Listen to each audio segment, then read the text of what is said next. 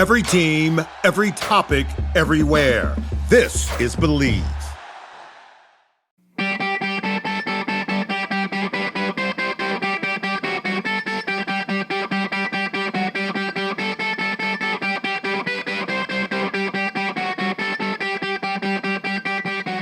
What's up, everybody? Happy Wednesday. We got short shifts, 10 minutes on the clock, and we got a guest.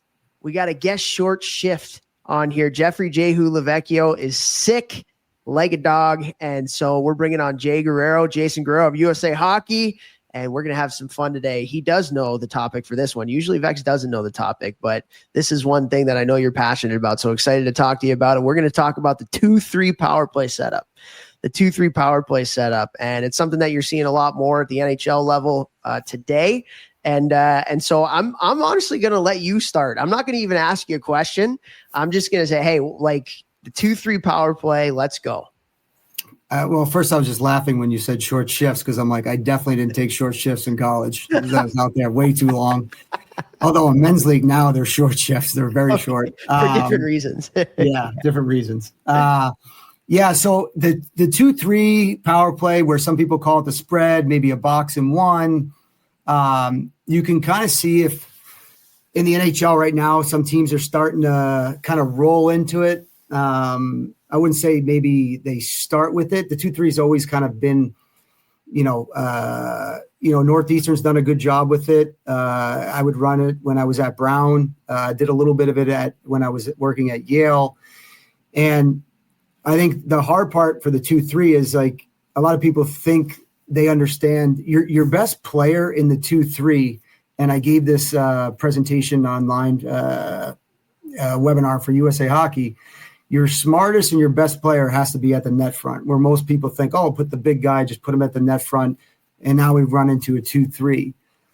And the biggest thing with the 2-3 is that typically I know there's no board, but you have your 2D and you say you have a lefty and a righty off the side of the net, and then you have a guy at the net front. If one of those guys off the side of the net gets the puck and he's getting pressured, what happens is most of the time the net front guy releases below the goal line because he wants to be an out. Yeah, he's an out, but running the penalty kill most recently at Northeastern, for me, that's great because coaches say, like, you're behind the goal line with the puck, like you're not a threat. And now that net front guy, yes, you're maintaining possession, but you're just doing us a good job on the PK that you're just on the outside and we're on the inside. So teams that win the middle of the rink, from the dots, from one end all the way to the other, we call it the fourth zone, are the teams that typically win the game. The net's there. The puck has to go there. It wants to go there. So when you think of the 2-3s, how do we get the puck into the middle of the rink? So your middle guy is most important. And what happens is if there's any kind of pressure in the corner on that, say that lefty, the middle guy is now, if it's parallel, if he's on the half wall, there's a difference between the corner and the half wall. If the pressure is coming from the half wall, the player in the middle is going to support, and he has to be parallel with the guy that has the puck. So if there's no communication and someone's pressuring the D, probably pressuring the half wall, the lefty, if you can follow me, the middle guy has to be support to him in the middle, but parallel with the puck carrier, because he could just throw it blindly in the middle. And now we've created that 2-on-1 inside the rink because the net front D is not going to come all the way out at that middle guy, because the key part is that righty on the other side of the net, on the other side of the other side of the rink, the net. Yep. He stays tight to the net. That net front D is going to be very weary and stay more net front. And the key piece is the D that is we call it Jerry Keefe did a good job at this. He called it the midpoint. You have to be midpoint in the middle of the net, because if you're wide, one of the PK forwards is going to be in the lane of that middle guy that ends up getting the puck and there's no pass. But if you're midpoint, you're an out.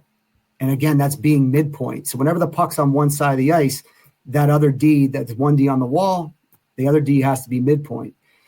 If the puck goes in the corner and there's pressure, most of the time what you see is the net front forward wants to go behind the net to support, to be the out, to release outside the back of the net. Again, from a PK standpoint, no threat. Sure, you're killing your own time. Exactly. So when it goes to the corner, the D is going to run at you. Again, that other forward, that right forward, stay net front, stay above the goal. Stay on the backside of the net, stay above the goal line. Again, you're a threat if you're above, not below. And the middle guy has to now support anywhere in that dot area. So that forward that goes in the corner knows that he could just throw it there blindly to like the dot, even lower than the dot. The PK forwards are not going to be that low. No. And if they decide to, again, we have midpoint, so I can just blindly throw it to midpoint, and he's going to have an option. But now when I do get that puck, that net front D is so worried about the guy that's backside because he's above the goal line. And now we've created that 2-on-1 inside the rink, and now I can attack and play that 2-on-1. Yep. So it's essentially you want to try to find ways to get the puck into the middle of the rink and create a 3-on-2, a 2-on-1. And most of the times in the video clips, which I said to you, I'll send to you, someone ends up getting the puck in the middle, and I literally would stop practice and say, all right, stop. Is this, if we said we could start our power play right here, are we in a good spot? And they're all like, yeah. I'm like, okay, now it's on us to make a play, and we got a shot in the slot. But the key is that there's no releasing below the goal line because you're just making it easy on the PK. And I would say it's middle guy on the half wall. You got to be parallel. When you're in the corner, the guy's getting the puck in the corner. You got to be in that soft area dot.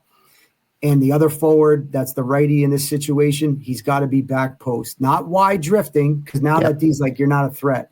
You've got to be tight to that back post. And now we can execute in the middle of the rink. And it's hard to even PKs for running a PK. I'm like, it's hard to defend, and especially when that puck gets bobbled. People, it's like we all talk about the PK, like one goal, we all go, like we're pressuring where everybody's going. Now everybody's running, and that's what we want. And that's the way the PK is now pressuring in the NHL, where it's a little more straight line, and you can kind of see that now.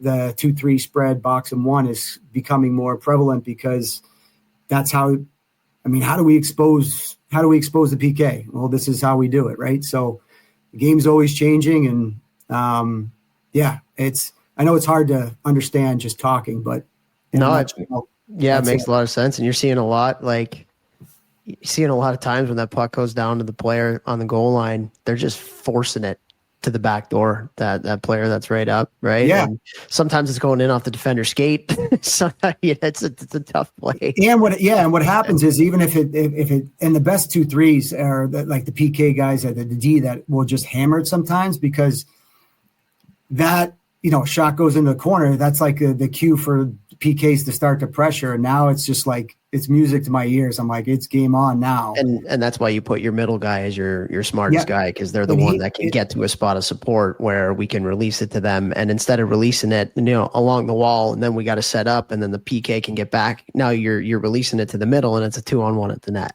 Yeah, and when pucks are on the walls, like it's hard to get a puck off the wall, and it's like same thing we were talking about, the 10U and 8U. I'm like, guys, we're never going to rim pucks at this age. We're never going to dump a puck because it's not good for development, and it's just easy for someone to pressure and get the puck back. Where, again, we're trying to get the puck to the middle. The net's there. It's the one thing that will never change in the game is the middle of the rink. And if you can own the middle of the rink, I'm doing another webinar next month on owning the middle of the rink and why it's important. You'll win hockey games because the puck wants to go there. It has to go there.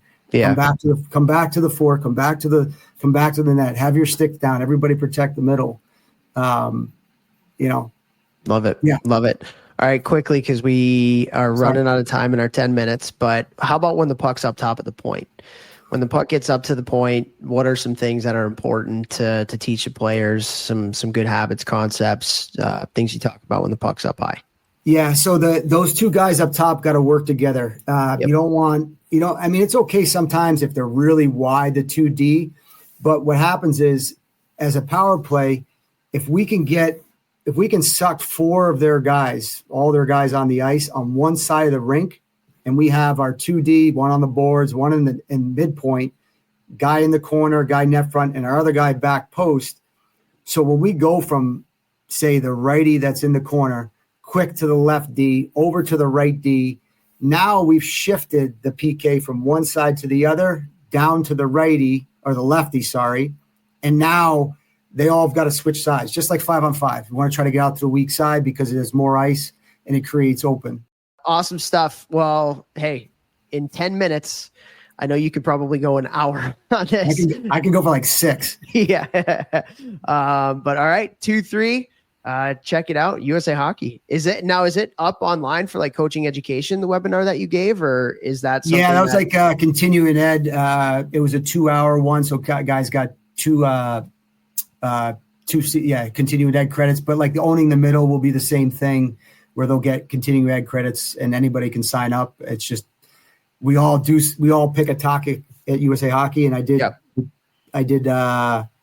PK last year. And this year, the 2-3 and owning the middle. Nice. Awesome. Get your continuing ed credits. Let's go, baby. 2-3. All right. Thanks, Jason. Thank you.